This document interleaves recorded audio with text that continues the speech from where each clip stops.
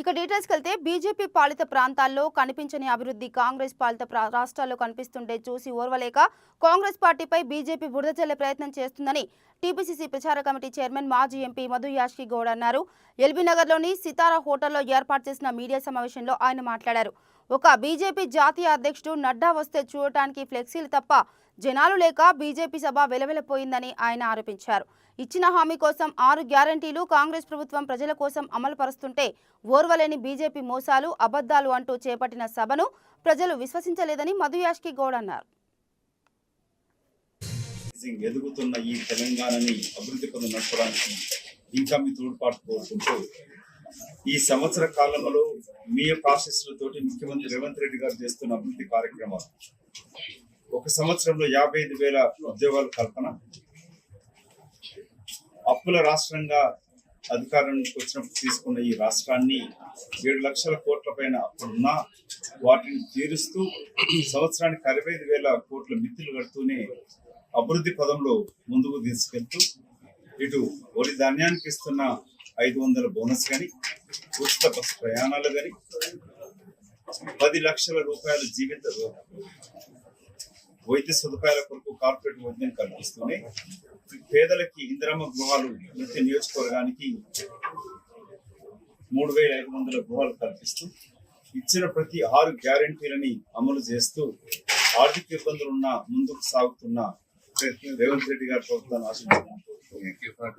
ప్రభుత్వం పనిచేస్తున్న తీరుని జీర్ణించుకోలేక ఇవాళ బీజేపీ పార్టీ బీఆర్ఎస్ పార్టీలు కలిసి 6 మోసాలు అని అంటూ దుష్ప్రచారం చేస్తా ఉన్నారు. 11 సంవత్సరాలలో బీజేపీ నరేంద్ర మోదీ గారి ప్రభుత్వం 2 కోట్ల ఉద్యోగాలు కల్పించలే, ఎంఎస్పీని డబుల్ చేయలే, ఇచ్చిన ఏ హామీ నెరవేర్చకుండా తెలంగాణ వ్యతిరేకించి తెలంగాణ అభివృద్ధి కొరకు ఎలాంటి నిధులు చేయకుండా మొన్నటి పార్లమెంట్ ఎన్నికల్లో 8 మంది పార్లమెంట్ సభ్యుని గెలిపిస్తే ఈ రాష్ట్రం నుంచి 2 మంత్రులుగా ఉన్న బండి సంజయ్ గారి, కిషన్ రెడ్డి గారు తెలంగాణకి ఎలాంటి నిధులు లేకుండా నిన్న బీజేపీ పార్టీ జాతీయ అధ్యక్షుడు నడ్డా గారు వచ్చి 11 మహిళమే క్యాకి అని ప్రశ్నిస్తా ఉన్నారు. 11 సంవత్సరాలు మీరు ఏం చేసినారు? ముఖ్యంగా తెలంగాణకి ఏం నిధులు తీసుకొచ్చినారు? ఏ బీజేపీ రాష్ట్రాలు దేశంలో పనిచేయనంతగా ఉద్యోగ కల్పన, సంక్షేమ పథకాలు అమలు చేస్తున్న కాంగ్రెస్ పార్టీ రేవంత్ రెడ్డి గారి ప్రభుత్వాన్ని మీ అబద్ధాలతోటి ప్రజల మనసులు మరచే ప్రయత్నం బీజేపీ బీఆర్ఎస్ కలిసి చేస్తా ఉన్నారు. ఇవాళ హరీష్ రావు గారి యొక్క ప్రజెంటేషన్ కానీ నిన్న బీజేపీ అంటే బీజేపీ పార్టీ అడిగిందే హరీష్ రావు అడుగుతాడు, బీఆర్ఎస్ అడుగుతాడు, బీఆర్ఎస్ మాట్లాడితే బీజేపీ మాట్లాడుతోంది. ఇద్దరు దొందుకు దొందై కాంగ్రెస్ పార్టీ ప్రజాప్రభుత్వాన్ని కూల్చే ప్రయత్నం చేస్తా ఉన్నారు.